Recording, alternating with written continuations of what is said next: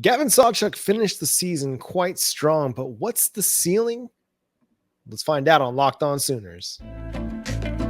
You are Locked On Sooners, your daily podcast on the Oklahoma Sooners, part of the Locked On Podcast Network, your team every day.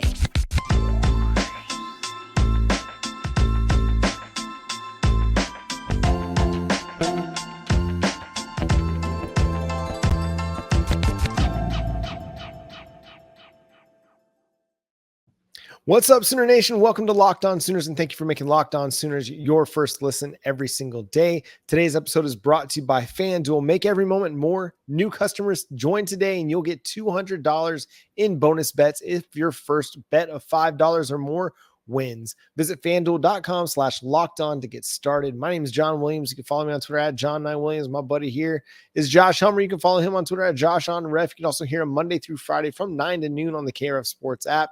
And Josh, Gavin Sawchuk had a very nice season in 2023. Finished the year with 5 straight 100-yard games. Over that stretch, averaged more than 7 yards per carry, and finished the year as one of Pro Football Focus's top 10 graded freshman running backs. Yeah, he's right there toward the top of the list with West Virginia's Jaheim White and Darius Taylor of Minnesota, all the way down to obviously Sawchuk, according to Pro Football Focus, at number 7. And probably, without knowing a ton about all of the names in front of him, you could probably make an argument he was as impactful or more impactful than a number of those guys, I'm sure, on that list, John. And yet, just in the grading that they did, he wasn't the top-rated freshman running back, but certainly well within the top 10. He did have a strong finish to last season, and I think it's the biggest reason, right, why we feel pretty good now all of a sudden about what's going on with Oklahoma at running back going into 2024, which didn't necessarily feel like that's something we were going to feel, which is sort of wild. We spent all of last offseason ahead of 2023 feeling great about what Oklahoma had at running back, and then it didn't play out that way throughout the front half of the season, whether it was offensive line, if it was running backs' collective health, if it was performance of running backs. It was a slow start for OU, and then, of course, the rapid finish for Gavin Sawchuk. You have to be excited about what Sawchuk can bring to the table, and really just the entirety of Oklahoma's running backs. I feel like we're kind of back to a lot of the feelings that we had last offseason, John, to where I feel pretty good about the running back room. Yeah, I think you got to feel good about the running back room, especially the way Sawchuk finished the season. I think if it were still kind of up and down throughout the 2023 season, you'd probably still have a bit of trepidation about where the depth chart's heading, even though you're bringing in a Taylor Tatum, the number 1 running back in the country, and an Xavier Robinson, who was incredibly productive in his years at Carl Albert High. But with what Sawchuk was able to do, you feel great about it because, I mean, this was a guy that wasn't just, good. I felt like he was really, really good, especially because he was able to break a lot of long runs for the Sooners, which was a bit of an issue early in the season. He didn't play much in the first half, but by the end of the year, I mean, he was probably one of the more productive players, over that 5-game stretch that he played. I mean, I got to say, he was probably one of the best running backs in the country during that stretch of games. And it was just long run after long run after long run. And obviously the offensive line kind of being unsettled for the first part of the season also didn't really help the running back situation. But it seemed like once they finally got Gavin Sawchuk healthy and they settled on him, that things kind of took off. I mean, Tolby Walker had been playing good ball, for much of the first half of the season, but they were ready to let Sawchuk loose. And once he got on the field in a more regular role, he provided and he rewarded DeMarco Murray's and Jeff Levy's and Brent Venables' faith in him to be a productive runner. And so the future is very exciting for him. I think, you look at the running back position, and obviously he's your RB1 going into next season. Now you get Javonte Barnes healthy. That gives you a stable option as a 1A, 1B situation, or just a backup runner for you. And then you bring in a guy like Sam Franklin, who's productive at the FCS level. You bring in Taylor Tatum, who's probably going to factor in at some point in his freshman season. But with Sawchuk, you've got to feel good. Now it's just a matter of keeping him healthy so that he can continue to develop his game so that he goes into 2024 and just kind of ready to run, not having to work his way into things mid-season. He can hit the ground running week 1 and then just take off. To your point about the long runs, the long runs, his longest run through the Kansas game on the season was 30 yards, okay? To end the season, these are games against Oklahoma State, West Virginia, at BYU, TCU, Arizona. Long of 64, long of 30, long of 29, long of 41, long of 62. So it really was, that point forward, every single game he was ripping off a chunk run for Oklahoma. And obviously got into the end zone, rushing the football 2, 5, 6 times and really finished the season strong. So he was scoring touchdowns, John, ripping off chunk runs, and racking up 100 yards plus every single game. And I think that's the expectation now, right, for Sawchuk going into this next season is, okay, he's your number one guy. Tatum, is he going to step right in and because he's the 5-star kid, uber talented freshman, is he going to take, legitimate snaps away from these other guys? Or is it more Javonte Barnes, or is it a Franklin who you touched on briefly? What does everything around Sawchuk look like? Because right now going in, he's the odds-on favorite to get the bulk of the carries next season because that's things ended in 2023. He turned into the explosive track star runner that we were anticipating. And he had the touchdown run at BYU was particularly encouraging too, right? Because he showcased the strength on that run down in Provo. So it wasn't just the track speed. It was, okay, I've got some strength to me as well. So I guess the question, if it's how good can Gavin Sawchuk be, I think he can be, in line with the Rodney Andersons in recent memory for Oklahoma if he keeps on this type of trajectory, John.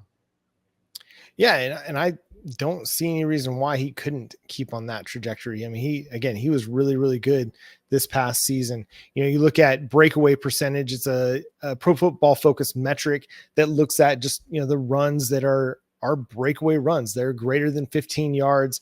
And Gavin Sawchuk ranks favorably. If you look at runners who had at least 59 carries in the 2023 season, Gavin Sawchuk came in at number 14 in breakaway percentage. He had 14 runs for over 15 yards. The dude was just dynamic once he got past the line of scrimmage. And I expect, with a veteran offensive line group, and maybe you have your answer as to what your offensive line is going to look like week 1, as opposed to having to shuffle guys because you're not sure what your left guard situation is going to be about. Maybe Gavin Sawchuk hits the ground running, like I said, and he's not dealing with, okay, I get a big one run, and then I get a 1-yard run the next run, or I get dropped for a loss because the offensive line situation is not great, not settled. And so I'm looking forward to what he can do going into year 2. Again, for him, for Javonte Barnes, it's about staying healthy during the offseason because you got to continue to build physically and build upon what performance you had. If you can't stay healthy in the offseason, it's going to be difficult for you to grow and continue to get better at your position and then be able to just kind of jump right in week 1 because they're going to need them. I mean, going into the SEC, you're going to need to create big plays. You cannot rely on driving the football 8, 10, 12, 14 play drives and expect to score with much regularity. You got to hit big plays, and he's a big play threat every time he touches the football. The Oklahoma Sooners have also been big play threats on the recruiting trail in the 2025 recruiting class. But what does that fast start mean for the Sooners as they just finished with their first junior day this past weekend? We'll discuss that next, coming up here on Locked On Sooners, your team every day. Super Bowl 58, it's nearly upon us. The Kansas City Chiefs will square off versus the San Francisco 49ers, and it is a happy Super Bowl to all of us who celebrate. From FanDuel, America's #1 sports book. FanDuel, they've got so many ways for you to end the season with a W or 2 or 3 prop bets, right? Those are always fun this time of year. What's the Gatorade going to be? Over, under on the national anthem. Take your pick, right? There's, I'm sure, a number of prop bets you can get in on. Or the in-game props. Which players do you like to score a touchdown? How many points are going to be scored? There's a number of different ways to get in on the action. And, oh, by the way, new customers, if you join today, you'll get $200 in bonus bets if your first bet of $5 or more wins. So first $5 or more bet that wins, $200 in bonus bets for you. So pick something right out there you feel strong about. Just visit FanDuel.com/lockedon to sign up. That's FanDuel.com/lockedon. Make every moment more with FanDuel, an official sportsbook partner of the NFL. As we sit here at the end of January, the Oklahoma Sooners have 9 players committed to the 2025 recruiting cycle. For the 2024 class, we didn't get our first commitment until March 23rd. That was Jeremiah Newcomb. And then kind of the ball started rolling over the next 6 months, and the class started to really come together. You got Kevin Sperry committed last March to this class, and the ball started rolling. So what does the fast start mean for this recruiting class? Because they sit here now, they're number 5 if you look over at 247 Sports team rankings, with 9 prospects committed, 5 of those being blue chip, the 4-star variety, and quite a few 4 5-star prospects that they're still very much heavily in the mix for. Guys like Jonah Williams, a guy like Landon Rink, a guy like Caleb Cunningham, very big names that Oklahoma is going to be pursuing. It's going to be a long road between now and next year's National Signing Day. But I think Oklahoma is really obviously they're off to a fantastic start, but they've got the ball rolling now as they head into spring. Yeah, just looking at the 24/7 Sports ranking, number 5 overall, according to 24/7 Sports. I don't have Rivals in front of me. I'd be curious to know where they sit there. But initial response, what does it mean? Well, number 1, it means they're off to a totally different path than they've taken in the prior classes under Brent Venables, right? I mean, this is happening rapidly, as you mentioned, John.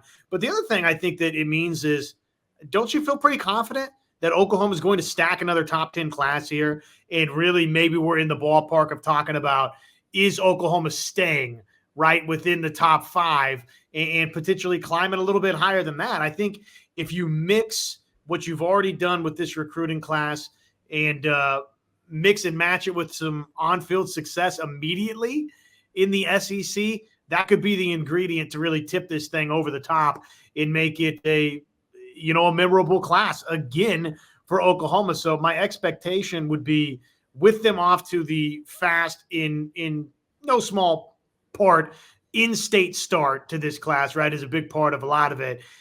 I think it sets the table, sets the stage for Oklahoma to again make this a top 10, top 5, maybe even higher than that class. Yeah, they're going to have to stay in the top 10. When you're in the top 10 in the national recruiting rankings, that doesn't necessarily mean you're a top 5 team in the SEC. So you have to be at least in the top 10. That is kind of the floor for your recruiting. You've got to be able to land talented players every single year and stack those classes together. Otherwise, you're going to have a really, really hard time competing with Georgia, competing with Alabama, competing with Ohio State. Now, Alabama, the thing has changed a little bit now that Saban's gone and Kalen DeBoer is in, but I expect Kalen DeBoer to recruit well, especially on the offensive side of the ball. With Ryan Grubb in tow as his offensive coordinator. And we know Alabama is going to do a pretty good job recruiting defense as well. So you're still going to have to contend there, but you have to put together good classes after good class after good class.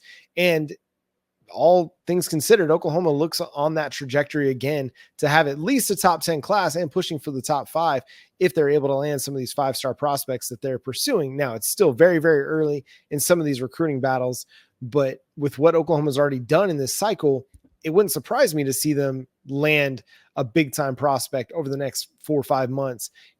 Spring game is obviously going to be a big deal. The Champ U barbecue will be a huge, huge recruiting event as well, as it always is. And then we'll probably see a lot of these guys that are prospects, wait on some official visits, in the fall to come to game day and see what a game day atmosphere is like with the Sooners. But I mean, I'm not really worried.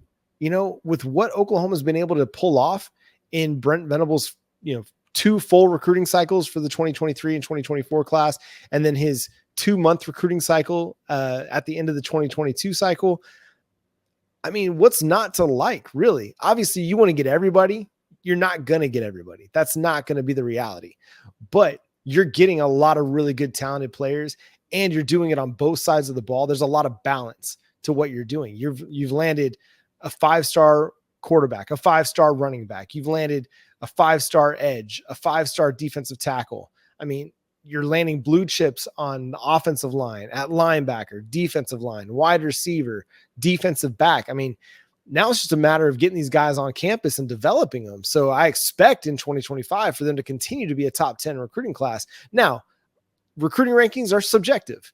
What one organization likes in a player, another organization may not like in a player, as we're seeing with the On3 David Stone controversy. But I mean, you can even go look at the team recruiting rankings right now. Rivals has Oklahoma at number 5. On3, our friends over at On3, they have them at number 11 in the team recruiting rankings at this point in the 2025 cycle. But again, it's subjective, and we're going to trust the evaluations of the coaching staff along the way, because maybe a guy like Daniel Akinkumi, maybe he's a 3-star, but there's a lot of talent there, and there's a lot of upside with that kid that could come in and be a big time player for you. Maybe not year 1, but at some point in his Oklahoma career, he's going to be starting some big time games for you. So it's a process, and it's a long process. And yes, the stars matter. At the same time, we're also going to weigh those coaching evaluations too. If they like a kid, whether he's got a 3 or 4-star or 5-star, we should trust that they kind of know what they're doing a little bit. Sure. Yeah. And hopefully as these next couple of years go along, we'll be even more confident in saying that, because we'll have seen the proof more and more, right? As some of these guys develop and turn into success stories for Oklahoma. Obviously, they're going to be able to recruit wide receivers. I mean, that much has been pretty clear ever since Emmett Jones took the gig. He's been just crushing on the recruiting trail, and off to a fast start with Nickens, with Thomas, and with Grayson Harris already. I really love the Kamari Moore commitment, just because, again, that has to be the foundation for what you do in the SEC.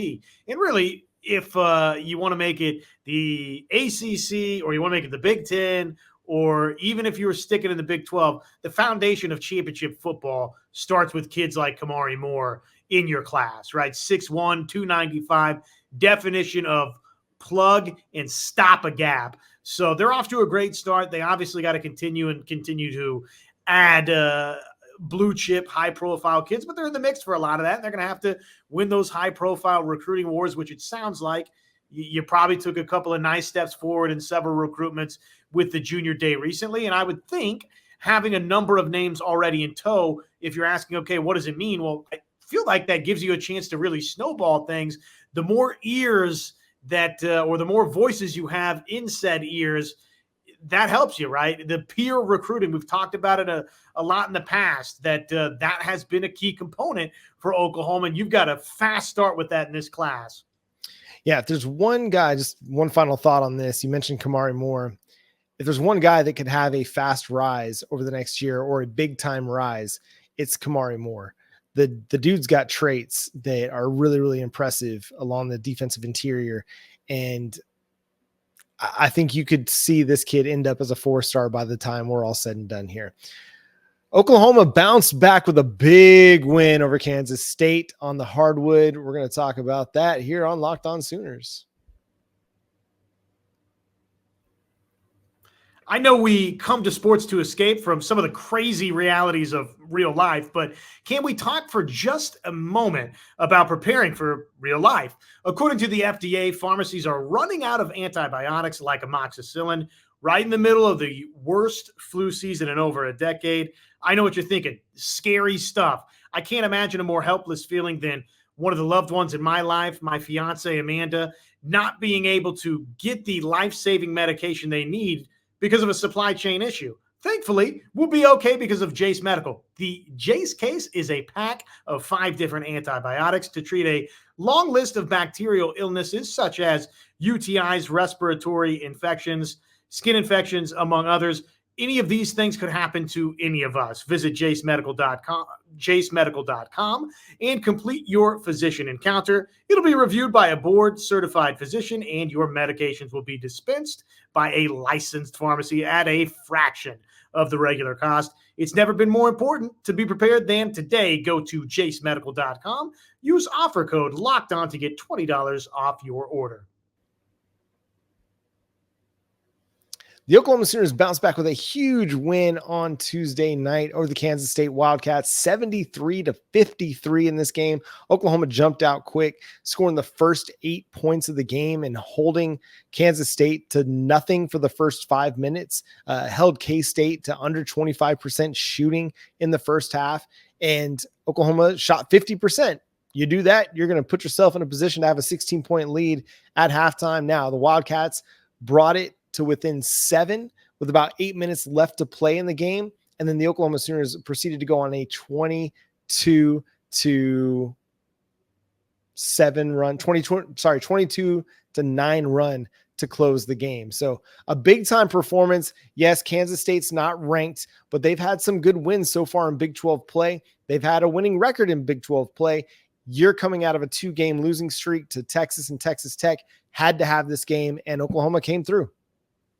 Well, it certainly didn't play out, at least from one standpoint, the way that maybe I would have thought. Milos Uzan and Otega Owe combining to shoot 2 for 16 and score 6 points. That probably wasn't the recipe I would have drawn up for you, but a lot of the other items you mentioned were for OU, right? Obviously, the defensive first half set the tone. By night's end, Kansas State shoots 30% in its own building, 14% from 3. Yeah, that's going to win you a lot of basketball games. And, oh, by the way, Oklahoma won the turnover margin 9-14. K-State coughed it up 14 times.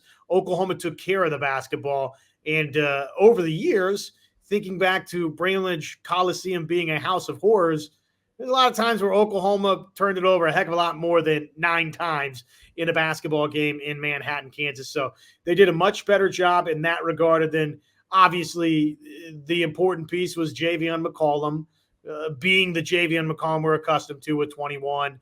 Jalen Moore had another big-time performance with 23. Godwin had a good game. Suarez, another really efficient performance. And Oklahoma set the tone. Came out and this is, yes, not a ranked K-State team, John, as you said, but this is a Kansas State team that was equally desperate to Oklahoma. They were coming in riding their own 2-game losing streak with the return inside the friendly confines of Manhattan in Bramlage Coliseum, thinking, okay, we're going to right the ship tonight, and Oklahoma spoiled the party. So a big-time win for OU. And now let's see if they can double down later this week and go get another nice road win over UCF. Yeah, the defensive effort was better. You saw guys closing out on shooters a lot better, staying with their guys, not getting beat off the dribble as much. And there was a lot better help when that was there. You just didn't see K-State get a lot of easy buckets. Even when they made their run in the second half and they were kind of closing in on the Sooners, nothing was easy for Kansas State. And that's because Oklahoma was playing really good defense. Jalen Moore, man, the dude is a highlight reel, first of all. But I love his game because he's getting to the basket. He's getting you easy buckets. Yeah, he shot 3 3-pointers, but he was also pretty good at it, 2 of 3 on the night. So, when this team has needed a bucket, he's come through in a big way, and you need him to. You need to have an interior presence. And I was impressed by Sam Godwin's performance as well. Even though he didn't shoot great from the free throw line, I think he missed 6 free throws. He provided you a scoring option inside with some of his post game, and you need him to do that. You can't just have a guy out there that doesn't provide you much in the way of scoring. He just looked like a more confident player down low, actually, trying to work for his own shot and not just, looking for putbacks or easy layups, off the feeds. No, he was, backing guys down and using that jump hook, and it was effective for Oklahoma. So if they can get more of that and they can have more balanced attack and not solely rely on Javion McCollum Otega Oweh or Milos Uzon or even Jalen Moore, they can get more out of that number 5, that center, then it's going to help them a lot moving forward. But yeah, it was a really, really good performance. You needed to have something like this to get maybe kickstart the second half of Big 12 play and take you into March, because you're going to have a lot of battles over the next however many games. You got to be able to win some of these. And this was a big win. It was a gut check win. We talked about it maybe on yesterday's show as being a must win. It felt like that going in, and Oklahoma responded. They responded very, very well. Don't want to get too out over our skis here, because not gonna do it. Texas and Texas Tech, and a couple of weeks before that, the road trip to TCU and Kansas, where he had a great first half, really for the most part at KU, but didn't double it down in the second half. So we've seen weeks where Oklahoma goes missing, right? It loses both games. I kind of think, though, if you go win at UCF, you've got a chance to get on a little bit of a roll here, where you welcome a good BYU team the next week inside the LNC, a not very good, bad Oklahoma State team. You ought to take care of business there. So there's a situation I can see arising here for OU, where all of a sudden we look up and they're on a 4-game winning streak heading down to Waco. Who knows? Take care of business there. Then you talk about you're riding maybe a 5-gamer when KU comes to town. So I do think that possibility exists for Oklahoma, but obviously you got to stack road wins. You got to, first things first this weekend, go take care of business at UCF. I think the big takeaway from tonight, or from Tuesday night, was that they closed. They had a strong second half. This team against Texas Tech, they kind of faded in the second half. You could say the same thing against Kansas.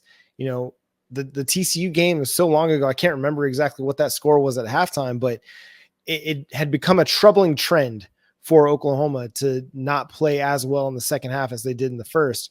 Well, that wasn't the case. They continued to take it to Kansas State on both ends of the floor, and they were attacking the glass and completely dominated the boards, especially on the offensive end. Jalen Moore and Sam Godwin combined for 9 offensive rebounds between the two of them, which is going to help you. You're going to win a lot of games when you have that. And then obviously you win the turnover battle. That helps too. But just maintaining that same level of effort and play and efficiency, that's going to be huge. The stretch where, Kansas State started to kind of close in on Oklahoma's lead, they got a little bit lax. I felt like maybe, taking some quick shots. They weren't finishing at the rim. It didn't look like the same Oklahoma Sooners that we'd seen in the first half. So, but they righted it. They righted the ship. Again, went on that big run to close the game, and you get a 20-point win on the road in the Big 12, and it's all smiles. But you got to turn around and take care of business against UCF, because if you don't, this win will be for naught. It really will be, and it'll keep everybody in that same place of just OU basketball, I guess. But no, you got to keep putting wins together, and you've got an opportunity, like Josh said, to make a run here. And they're in a pretty good spot in terms of, look, they're not knocking down the door of the top 4 seeds line yet, right? So you're not playing in a favorable spot in terms of where you would start an NCAA tournament berth out, where fans can, travel and make it easily accessible yet. But Oklahoma before this win was 33rd in the net rankings. This is going to probably wind up as a quad 2 win at Kansas State. Kansas State was right there at 73. Quad 1 would be anything on the road 75 or higher. I'm going to guess that with the loss, Kansas State will fall back below 75, but it's a pretty good OU team in terms of the net ranking. So maybe they'll stay right there and it will be a quad 1 win. Bottom line, it's going to help Oklahoma's resume. They're in a pretty good spot with that. They're very clearly on the right side of the bubble for the NCAA tournament. This is what we said, right? You're still pretty comfortable right now, but you can't keep losing games. Well, they slowed the skid. They halted it, got the dub that they needed to get at K-State. Now go take care of business and then get on a roll, and we can start having okay, what does this game or that mean for seeding, and less about, okay, are they going to get into the NCAA tournament? Yeah, it's the end of January now, so we've got 5 weeks till March Madness. It's all coming down to this. You got to take care of business in the games that you have to win, and then go steal a game or two that you're not supposed to win to make your resume really, really nice and juicy for the tournament selection committee. That's going to do it for today's episode of Locked On Sooners. Thanks so much for tuning into the show and being a part of the show. Subscribe wherever you get your podcasts. We're free and available on all podcast platforms. Follow Josh on Twitter at JoshOnRef, myself at John9Williams. The show is at Locked On Sooners. But until next time, he's Josh. I'm John. Boomer Sooner.